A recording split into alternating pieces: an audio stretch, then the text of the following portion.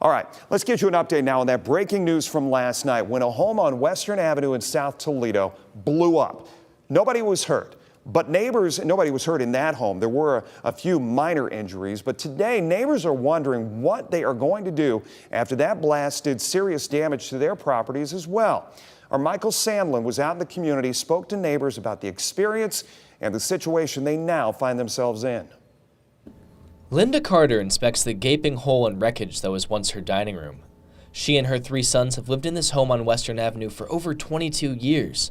But following the explosion to her neighbor's home on the night of December 27th, her home is now unlivable.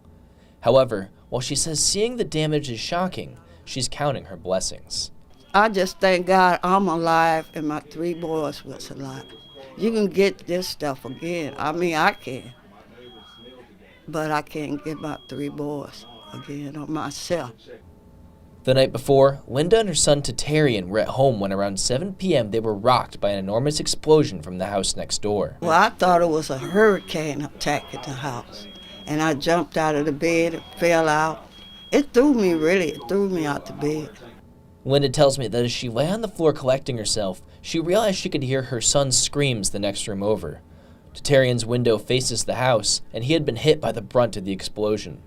Well, the glass was cutting me when I was crawling out of my room for safety. Yep, blood is everywhere in the hallway.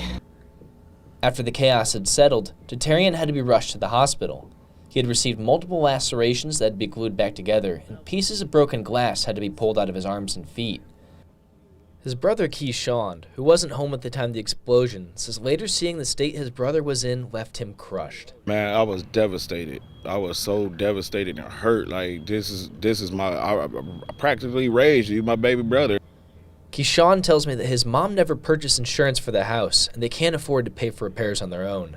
Standing in front of his now ruined childhood home, he tells me he's not sure what comes next. And it's just hard. It's hard. I don't know where to do, where to go, how to go about it. I'm just trying. While the family's next steps are in the dark, there is still hope. Even standing in the remains of her dining room, Linda tells me that she truly believes that her family's next chapter will be better than this one. I know that God is not going to let me go through no more than I can handle anyway. So this is probably the worst thing I can handle. Reporting in South Toledo, I'm Michael Sandlin for WTOL 11.